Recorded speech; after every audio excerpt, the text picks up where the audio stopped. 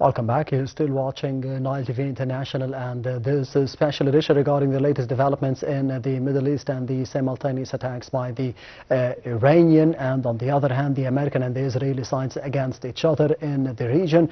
And I'm honored to be having with me over the phone to be shedding more light on this situation is Dr. Nabil Negm, the strategic analyst and the international relations expert, as well as the member of the Egyptian Council for Foreign Affairs. Thank you very much for being with us tonight on Nile TV International, Dr. Nabil. It's a pleasure to be with you, sir. Anytime. First of all, we have seen the efforts of Egypt in general to be de-escalating the situation in the region. We have seen today the phone call conducted between His Excellency President Abdel Fattah al-Sisi and the Palestinian President, and the other phone calls conducted by the Foreign Minister, Dr. Badr Abdel Ati. One of them was with Mohammed bin Abdurrahman Al Thani, the Foreign Minister of Qatar, where he insisted, Foreign Minister Badr Abdel Ati, on the importance of de-escalating the situation and the support given by Egypt to Qatar, and to be de-escalating the situation in the region in general, and more specifically denouncing the attacks against Doha. How do you see the efforts of Egypt in this field? I would like to start by saying that Egypt has tried to prevent this escalation long time before the 28th of February. And the Egyptian leadership tried to talk to both capitals, Washington, D.C. and Tehran, to prevent such escalation. And that's why, because Egypt knows it is the war only results in destruction, ruin, and hurting the interest and destiny of the people. Unfortunately, USA and Israel both got together and attacked Iran and started or opened the gates of hell in the Gulf area. Iran has retaliated by sending its missiles and drones to Riyadh, Kuwait, Dubai, Abu Dhabi, Manama, everywhere. So now Egypt is embarked on an honest and sincere mediation to end the war. Egypt is not only working by itself, but I think and I know that there is a coordinated effort between Cairo, Ankara, and Doha. Well, we can see a speech being given by the U.S. President Donald Trump, as well as the U.S. Secretary of Defense Marco Rubio, as we speak, and we have seen today the statements of the American president stating that he needs the total surrender of Iran. What does this mean? How far can he go? I don't understand, such statement coming from such a permanent member of the Security Council. What does he mean by total surrender? You cannot produce such, what you call it, a statement, which I don't want to describe it by anything, but it is totally irrational, because total surrender is just a dream. The Iranian will not totally surrender. They are ready to get engaged in negotiations, and I think both sides are involved up to their neck into this moving sand. Tehran and Washington, they are both in deep trouble, because Tehran has got nothing to lose. It's going to launch its missiles here and there. USA is going to come out as what you call it, a cowboy state. It doesn't suit a great country called the United States of America. So I believe very much both parties should go back to wisdom and the voice of wisdom and listen to the mediation of Egypt, Turkey, and Qatar.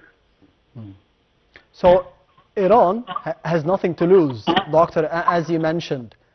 How dangerous is this situation against the United States and Israel, specifically in the region? I can tell you very clearly the repercussions are very damaging. It will start by the trade and economy. Oil supplies to Europe and North America is going to be paralyzed.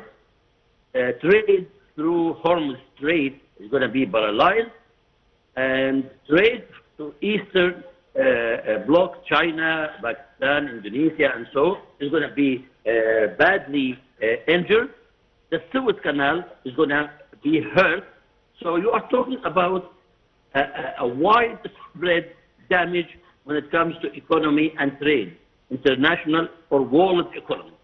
The second one is if Iran keeps retaliating and if Washington keeps, and Israel as well, keep bombing in a very blind way, bombing the civilians, bombing the infrastructure, I believe very much this could get out of hand very easy, and I believe that China, Russia are watching very closely, and we have to consider that they will not be watching for a long time.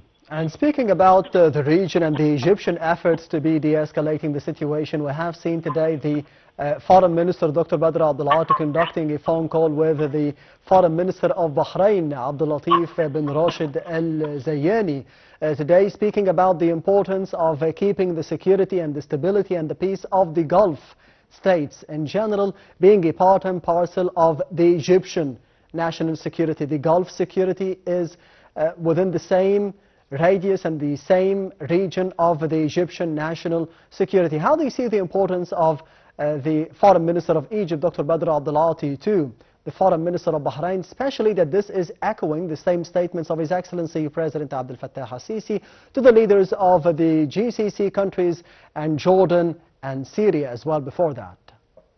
Dr. Abdulati is operating out of the leadership vision that the area cannot cope with such situation. And the repercussion of the war between Israel and US from one side and Iran from the other side is going to damage the stability and the peace of one of the most important parts of the world, the Gulf, where the oil is and the markets are. So Mr. Abdulati is executing the leadership vision, and I think it's an Egyptian vision which is everybody is losing in this situation. Do you know who is the only winner? Is the criminal Prime Minister of Israel, who is wanted by the ICC. He is the only winner. Mr. Trump is a loser. Iran is a loser. The Gulf states are losers. Everybody is a loser. The whole world is a loser. So the only winner of this shit is the Prime Minister of Israel. So the United States is waging a war against Iran on behalf of Israel. Actually, I can maybe elaborate in this statement.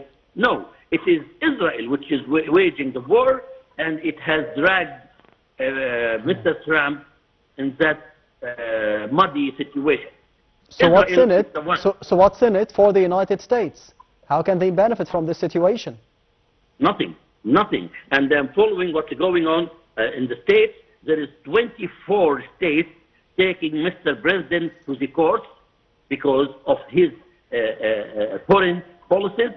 And there is a big division inside the public opinion in USA. Only 25% who are supporting Mr. President and 61 are opposing, as well as the cost of living is shooting up high. I'll tell you something, Mr.